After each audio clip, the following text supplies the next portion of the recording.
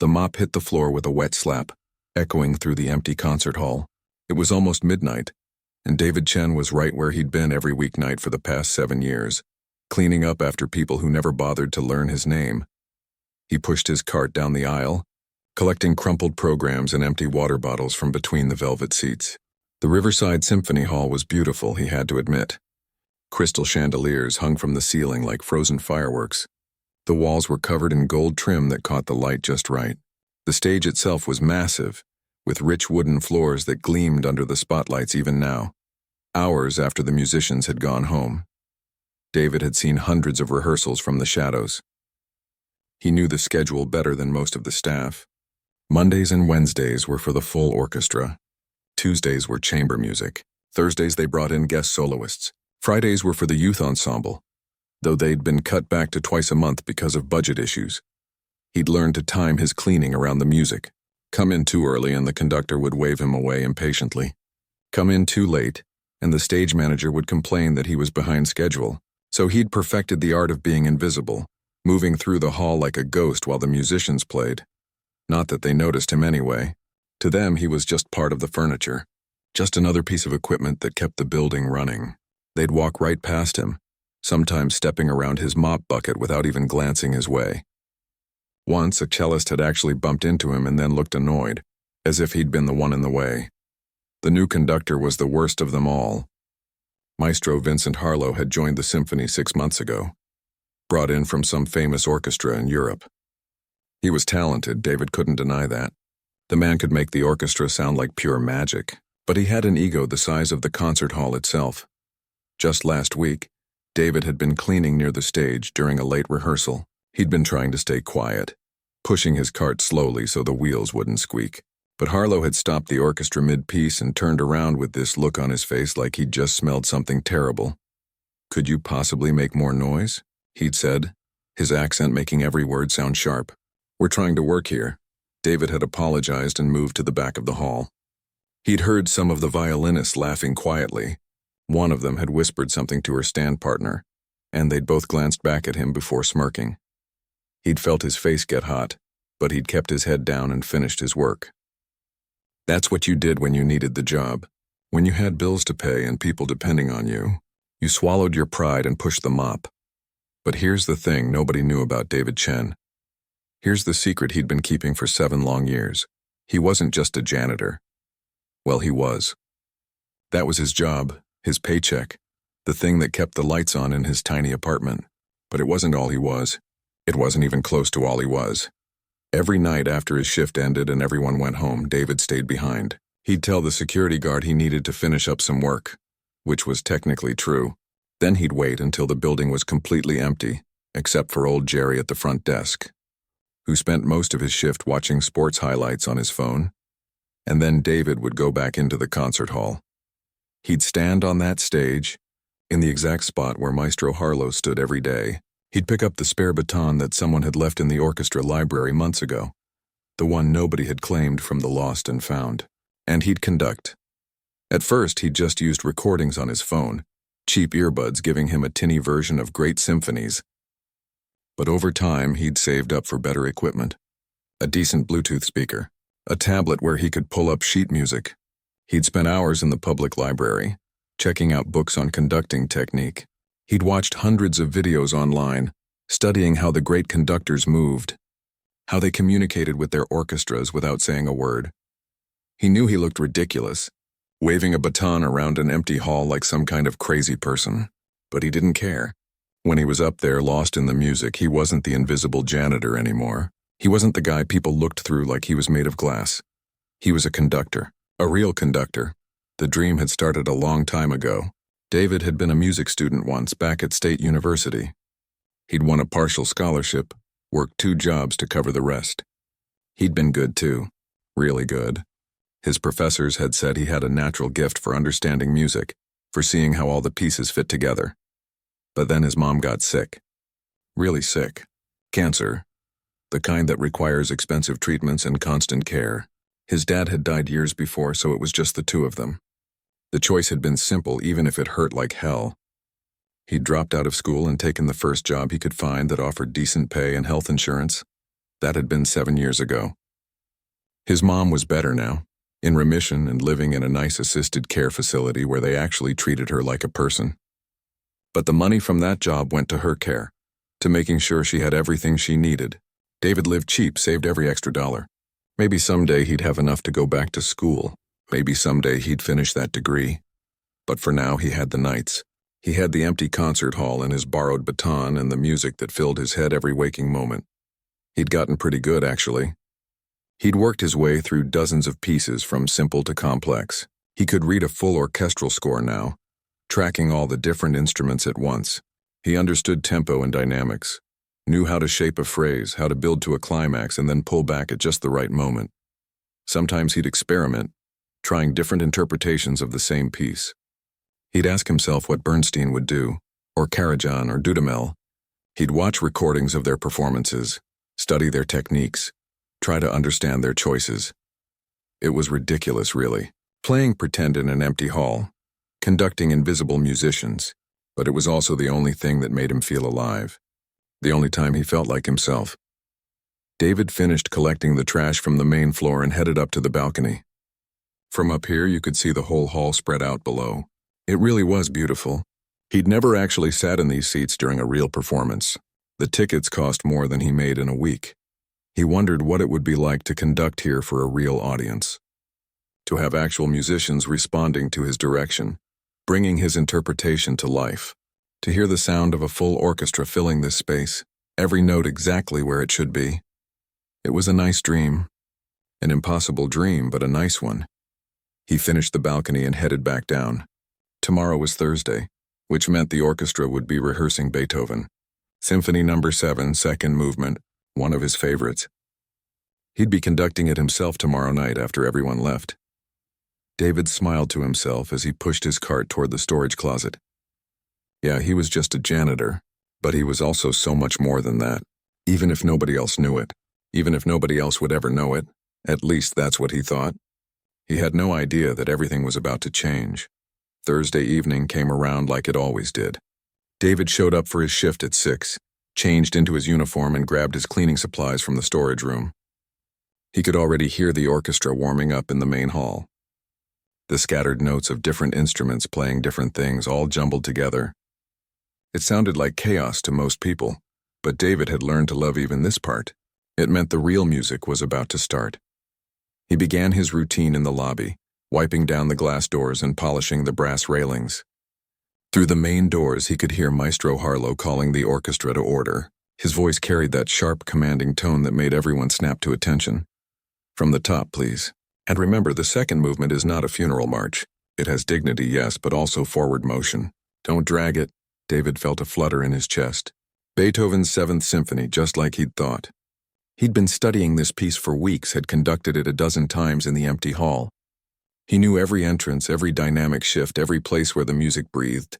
He tried to focus on his work, but his mind kept drifting to the music. He found himself thinking about the second movement, about how the repeating rhythm was like a heartbeat underneath everything else. How the melody grew and changed each time it came back. How Beethoven built so much emotion out of something so simple. By 7:30, his usual tasks in the lobby were done. Normally, he'd wait another hour before heading into the main hall, but tonight he was ahead of schedule. The bathrooms were clean, the box office area was spotless, and the administrative offices didn't need him until tomorrow. He made a decision that would change everything. He'd head into the main hall early, work quietly in the back while they rehearsed. He'd done it before without causing problems. He just needed to be invisible, like always. David pushed his cart through the doors as quietly as he could. The orchestra was in the middle of the second movement.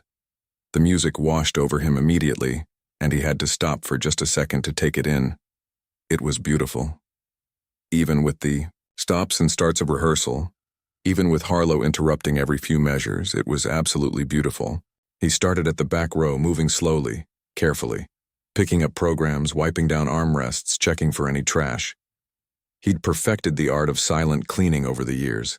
He knew which boards on the floor creaked and how to avoid them. Knew how to move his cart so the wheels didn't squeak. But tonight something was different. Maybe it was because he'd been studying this piece so intensely. Maybe it was because he'd been dreaming about conducting it himself. Whatever the reason, David found himself completely lost in the music. He wasn't just listening anymore. He was conducting it in his head. His right hand, still holding his cleaning cloth, began to move slightly. Small motions at first, almost unconscious. The downbeat. The gentle, flowing motion through the phrase. His left hand left the cart handle and started shaping the dynamics, asking for softer here, building there. And then, without even realizing it, he began to hum along. Quietly at first, just under his breath. The melody in the cellos and violas, that beautiful, mournful line that Beethoven wrote. His hand movements got a little bigger, a little more confident. He was so lost in the moment that he didn't notice the music had stopped. "Excuse me?" The sharp voice cut through the hall like a knife. David's eyes snapped open. His hands froze mid-gesture. His heart dropped straight through the floor. Maestro Harlow had turned around on the podium. He was staring directly at David, his baton pointing like an accusation. Every single musician in the orchestra had turned in their seats. 70 pairs of eyes locked onto him. David felt his face burning. I'm sorry. I didn't mean to. Didn't mean to what? Harlow stepped down from the podium, moving toward the back of the hall. His voice got louder with every word. Didn't mean to interrupt a professional rehearsal. With your humming? Or perhaps you didn't mean to mock what we're doing here with your little hand gestures? I wasn't mocking anything, sir. I apologize, I'll leave. David grabbed his cart, ready to get out of there as fast as possible, but Harlow wasn't done. Do you think this is funny? The conductor's voice filled the entire hall. Do you think what we do here is so simple that anyone can just wave their arms around and hum along? Some of the musicians were looking uncomfortable now. A few were staring at their music stands, pretending not to watch, but others were smirking. David could see them trying not to laugh. No, sir, I don't think that at all. I have great respect for... You're just a janitor. Harlow's words hit like a slap. This is a concert hall. This is a place for serious musicians, for people who have dedicated their entire lives to their craft. It's not a place for entertainment while you mop floors. The first violinist leaned over to her stand partner. She didn't even bother to whisper. Maybe he thinks pushing a mop is like conducting. Same arm movements, right? Several musicians laughed. Not loud, but loud enough. That polite, uncomfortable laughter that somehow felt worse than if they'd just laughed openly. David's throat felt tight. His eyes were stinging, and he absolutely could not cry here. He would not give them that satisfaction. I apologize for disturbing your rehearsal, Maestro Harlow. It won't happen again. He pushed his cart toward the exit, moving as fast as he could without actually running. Behind him, he heard Harlow address the orchestra. Let's take 5, everyone. We'll resume from measure 47. The moment David got through the doors into the back hallway, he stopped. He leaned against the wall, his hands shaking. That humiliation, that anger, that complete embarrassment of being called out in front of all those people who already didn't see him as a person, who now had even more reason to look down on him. You're just a janitor. Those words kept echoing in his head. Just a janitor. Like that was all he'd ever be. Like that was all he was capable of being.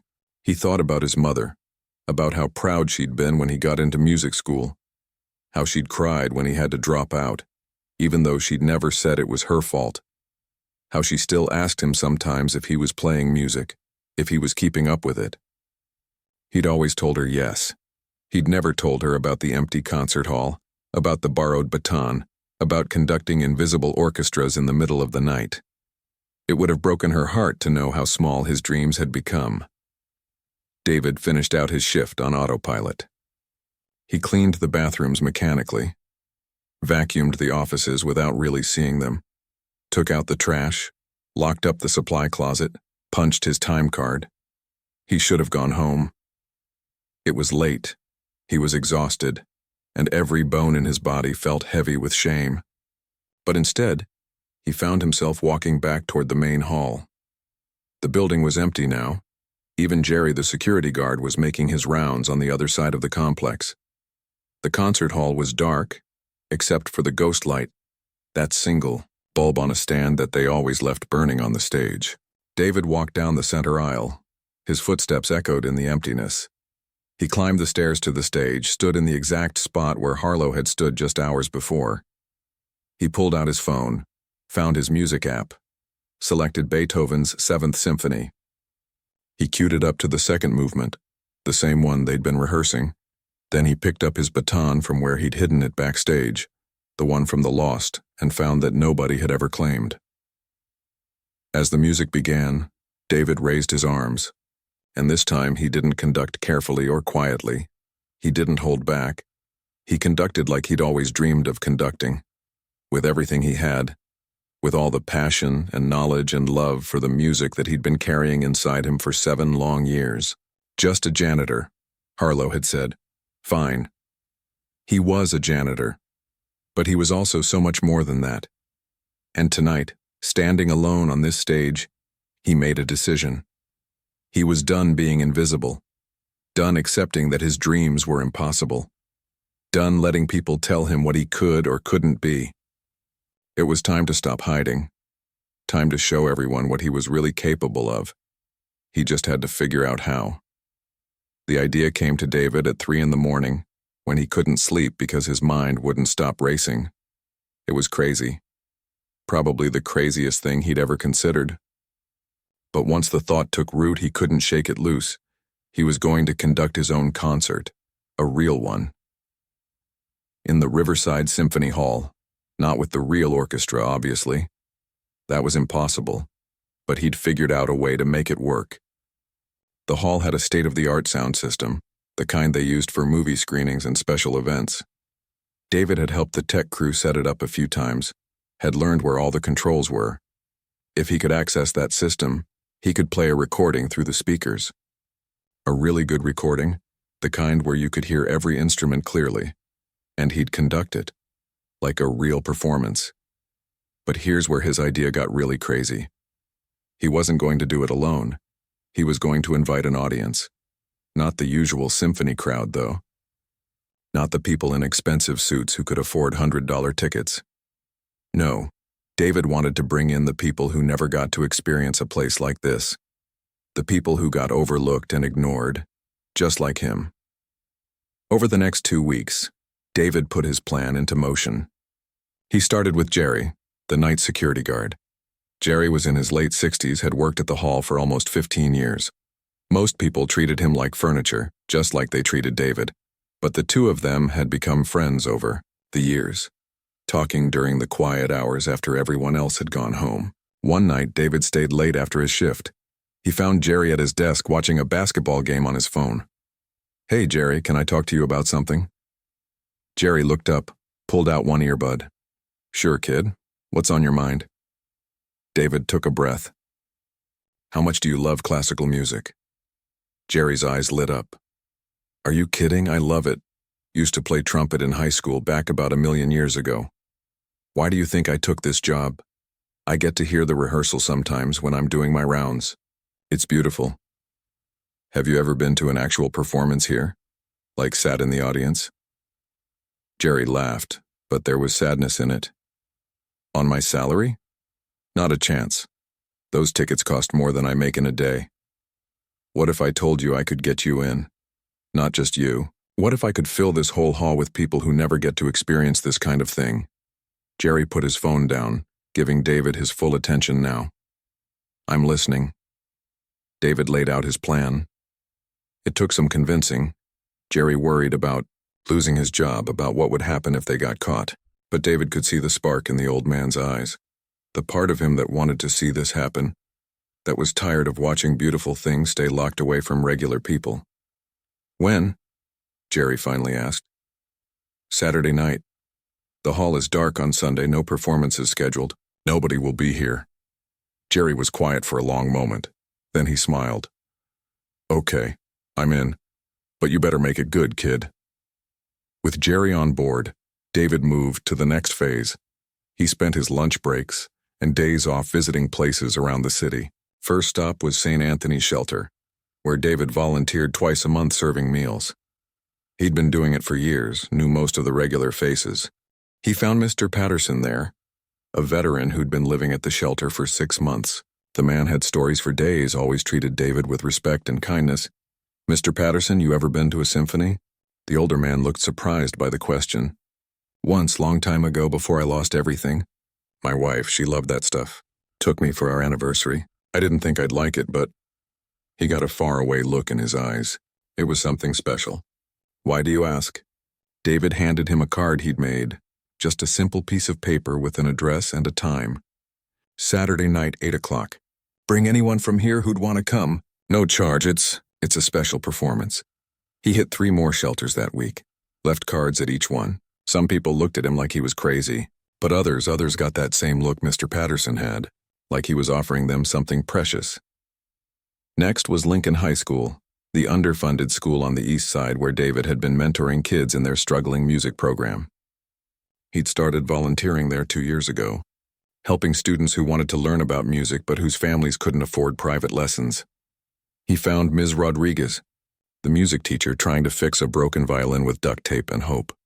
Ms. Rodriguez, I need a favor. She looked up, smiled when she saw him. David, please tell me you're here to work another miracle with these instruments. Not today. Today I'm inviting your students to a concert. Saturday night at Riverside Symphony Hall. Her smile faded. David, that's sweet, but those tickets are $200 each. I can't ask these families to free, David interrupted. Completely free. I've got access to the hall. I'm putting together something special and I want your kids there. The ones who actually love music but never get to see it performed at that level. Ms. Rodriguez studied his face. What aren't you telling me? Does it matter? Your kids deserve to sit in a place like that. They deserve to feel like music is for them too, not just for rich people. She was quiet for a moment, then nodded slowly. Okay, I'll bring them. But David, if this gets you in trouble, it won't. He lied. His last stop was the Riverside Community Center, where seniors gathered for activities and meals. David's mom had spent time there before moving to assisted living. He still visited sometimes, playing piano for the residents. They always said it brightened their day. Mrs. Chen ran the center, a sharp woman in her 70s who seemed to know everything about everyone in the neighborhood. David Chen, what brings you here on a Thursday? He gave her the same invitation. Free concert Saturday night, bring whoever wanted to come. She raised an eyebrow. This is the fancy symphony hall where you work, isn't it? Yes, ma'am. And they're suddenly offering free concerts? Not exactly. This is something I'm organizing. Independently. Mrs. Chen's expression changed. She looked at him differently now, like she was seeing something she hadn't noticed before. I see, this is quite a risk you're taking. Maybe. But these people, they deserve this. When's the last time any of them got to sit in a beautiful concert hall and hear live music? It won't be live though, will it? You can't afford to hire an orchestra. David shook his head. No, it'll be recorded music through the sound system. But the hall itself, the acoustics, the experience of being there, that'll be real. Mrs. Chen smiled. It was a warm smile, proud almost. Count us in. I'll bring 20 people at least. By Saturday afternoon, David was a nervous wreck. He'd spent the morning doing his regular shift, cleaning the hall like it was any other day. But his hands shook every time he thought about what he was planning to do in just a few hours. Jerry had helped him access the sound system controls. David had loaded his audio files onto a tablet, tested everything 3 times to make sure it would work. He'd chosen his program carefully, pieces that were beautiful but accessible. Music that would move people even if they'd never heard it before. He'd borrowed a suit from the donation bin at St. Anthony's. It was a little big on him, but it was clean and presentable. He'd hidden it in his locker at work along with the baton from the lost and found. At 6 o'clock, the last staff members left. The hall was closed for the night, dark and empty. Jerry locked the main doors behind them, then quietly unlocked them again from the inside. At 7:30, people started arriving. They came quietly, unsure if this was real. David stood at the entrance, greeting each person, showing them inside. Mr. Patterson from the shelter, bringing 12 other people with him. Ms. Rodriguez with 15 high school students, their eyes huge as they took in the chandelier, the gold trim, the sheer size of everything. Mrs. Chen arrived with a group from the community center, elderly folks who moved slowly but whose faces glowed with excitement. By 8 o'clock, he had almost 80 people scattered throughout the hall, not enough to fill it, but enough. Enough to matter. David walked backstage, changed into his borrowed suit. His heart hammered against his ribs.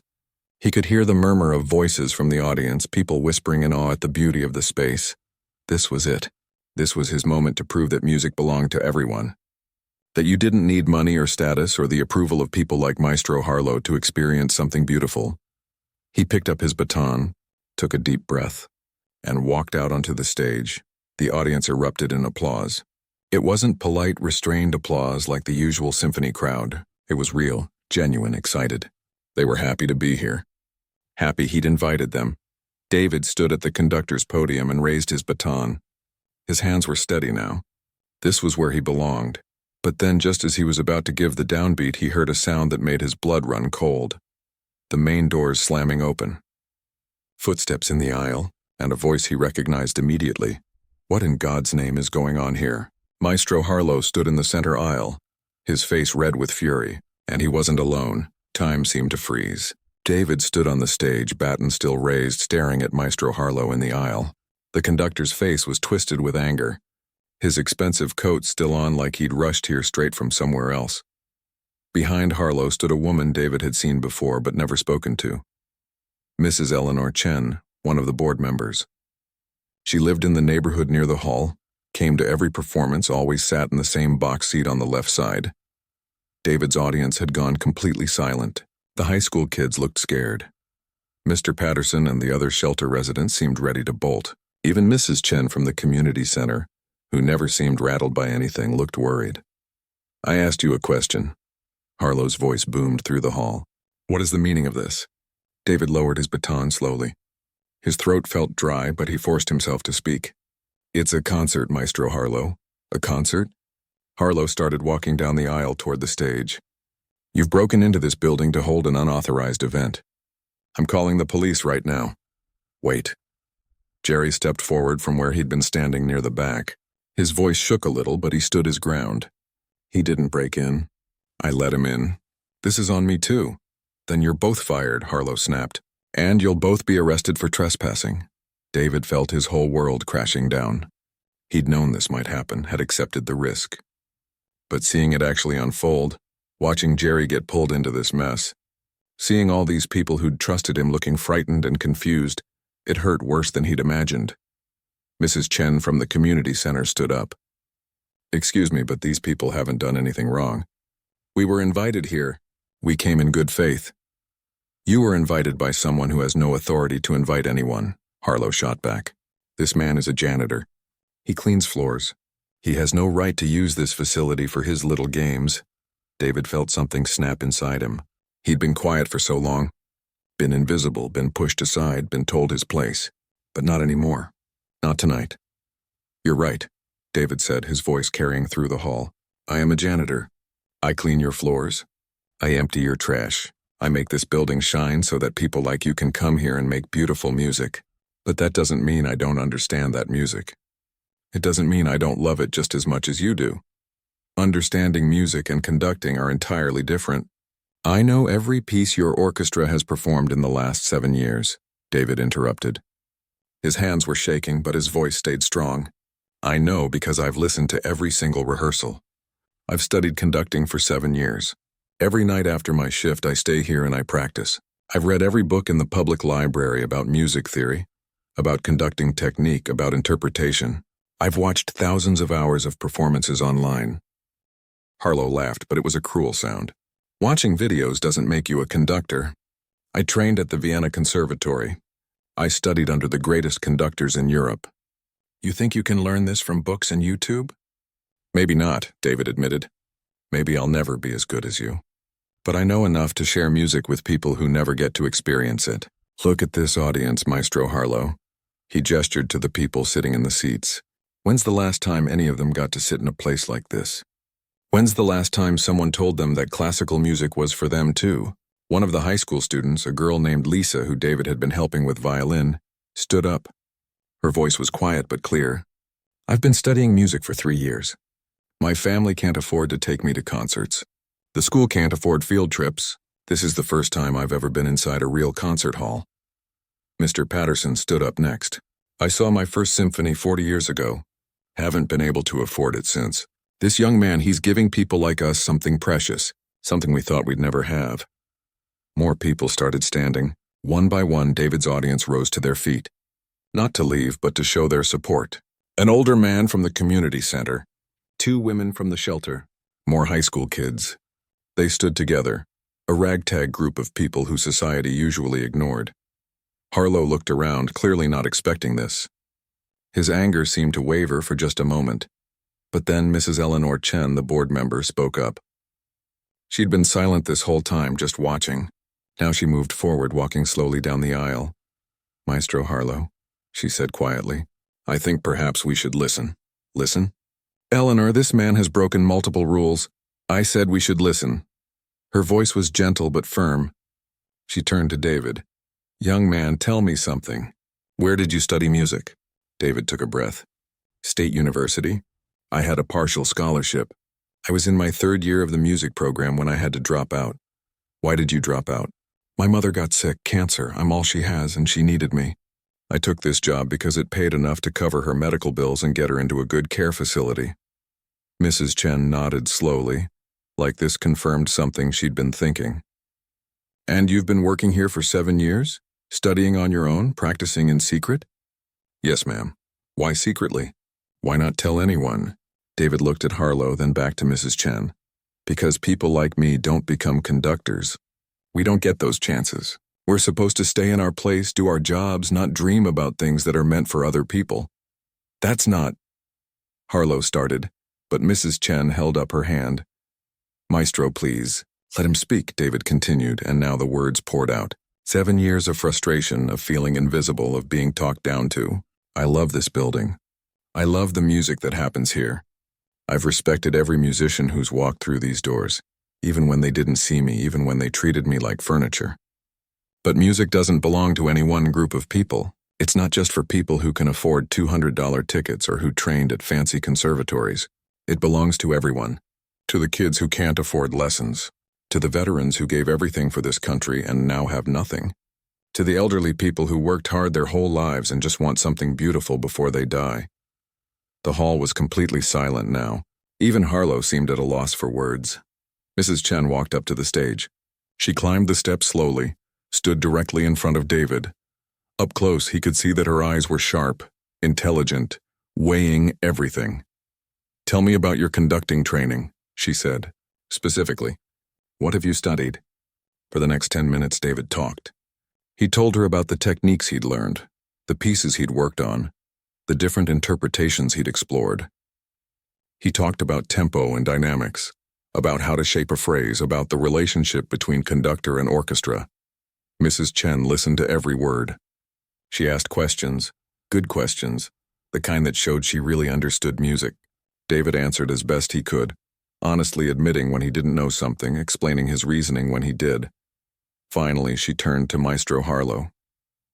"Vincent, do you know who I am? Beyond being a board member?" Harlow looked confused. "I'm not sure I understand. Before I retired, I was a professor of music at Berklee College. I taught conducting for 30 years. I've trained dozens of conductors who now work with orchestras around the world." She looked back at David. "This young man has an exceptional natural understanding of music, raw, untrained in some ways, but the foundation is absolutely there." David felt dizzy. He couldn't believe what he was hearing. Mrs. Chen continued. "He's also right about something else. We've made classical music into something exclusive, something only for people with money and connections. We've forgotten that music is supposed to be for everyone." She pulled out her phone, made a call. "Robert, it's Eleanor Chen. I need you to open up the Hartwell Scholarship Fund." "Yes, tonight. I found someone." David's heart was pounding so hard he thought it might explode.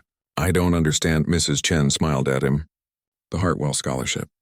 I established it 15 years ago for exactly situations like this.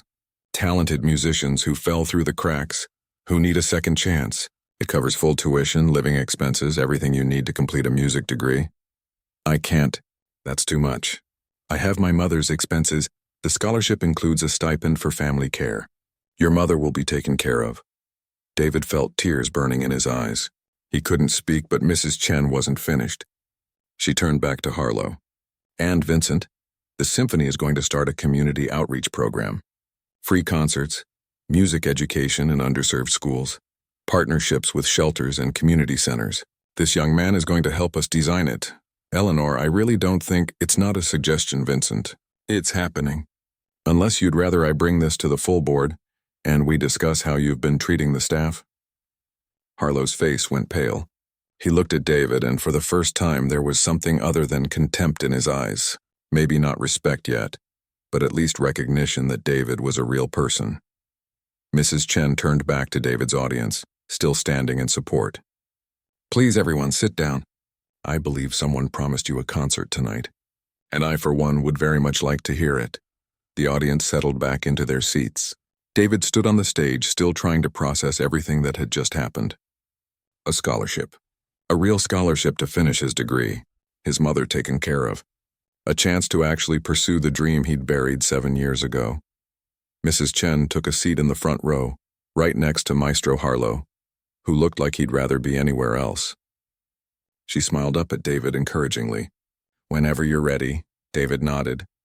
He turned to the podium, checked that his tablet was ready, that the sound system was properly connected. His hands were trembling again, but this time it wasn't from fear. It was from the overwhelming reality that this was actually happening. He'd chosen his program carefully. He'd start with something beautiful but simple, Pachelbel's Canon, then move to the second movement of Beethoven's Seventh, the piece that had gotten him into this whole situation, and he'd finish with something powerful, something that would leave them feeling hopeful. The finale from Dvorak's New World Symphony. David raised his baton. The hall fell completely silent. Even the air seemed to hold its breath. He gave the downbeat, and the opening notes of Pachelbel's Canon flowed through the speakers. The hall's acoustics were incredible. Even though it was a recording, the sound filled the space beautifully, wrapping around the audience like a warm blanket. David conducted like he'd practiced 1,000 times in this empty hall. His right hand led the tempo, steady and sure. His left hand shaped the dynamics, asking the imaginary musicians to play softer here to swell there. His whole body moved with the music, not in big showy gestures, but in movements that actually meant something. He glanced out at his audience. The high school kids sat frozen, completely mesmerized. Mr. Patterson had his eyes closed, a peaceful expression on his weathered face. The elderly folks from the community center were holding hands, some with tears running down their cheeks, and Mrs. Chen was watching him intently, her trained eye catching every detail of his technique. When the canon ended, the audience burst into applause. Real, enthusiastic applause. David had to wait for them to quiet down before he could continue. The next piece, he said, his voice a little shaky, is special to me. It's the second movement from Beethoven's Seventh Symphony. Some people call it a funeral march, but it's not really about death. It's about dignity. About moving forward even when things are hard. About finding beauty in struggle. He raised his baton again. This time he didn't just conduct the music, he felt it. Every note, every phrase, every moment of tension and release. He thought about his mother, fighting through cancer treatments. He thought about all those nights cleaning floors while dreaming of being on this stage. He thought about Jerry, risking his job to help make this happen. About Ms. Rodriguez, fighting to keep music alive in a school that could barely afford instruments. The music swelled, and David led it through each emotional turn. The repeating bass line, that heartbeat underneath everything. The melody that kept returning each time with more depth, more meaning. He conducted it the way he'd always imagined it, the way he'd practiced alone in the dark. When the last note faded, there was a moment of complete silence. Then the applause came, louder this time. Some people were crying openly now. Lisa, the young violinist, was wiping her eyes. David looked at Mrs. Chen. She was nodding slowly, a small smile on her face. Even Maestro Harlow had a strange expression, something that might have been grudging respect. And now, David said, we're going to finish with something that feels right for tonight. The final movement from Dvorak's New World Symphony. Dvorak wrote this when he came to America, when he was discovering new possibilities, new hopes. It's about looking forward, about believing in tomorrow. He queued up the final piece, took a deep breath, and dove in. This movement was faster, more energetic. It required different conducting, sharper gestures, clearer beats. David's arms moved with precision, marking out the rhythm, bringing out different sections, building the intensity. The famous melody came in, that soaring, hopeful theme. David felt it in his chest, in his bones. This was what music was supposed to be. Not something locked away for the privileged few, but something that lifted everyone up. Something that reminded people they were capable of beautiful things.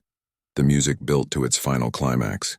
David's entire body was engaged now, pulling every ounce of emotion from the recording, shaping it, guiding it, making it come alive in this magnificent space.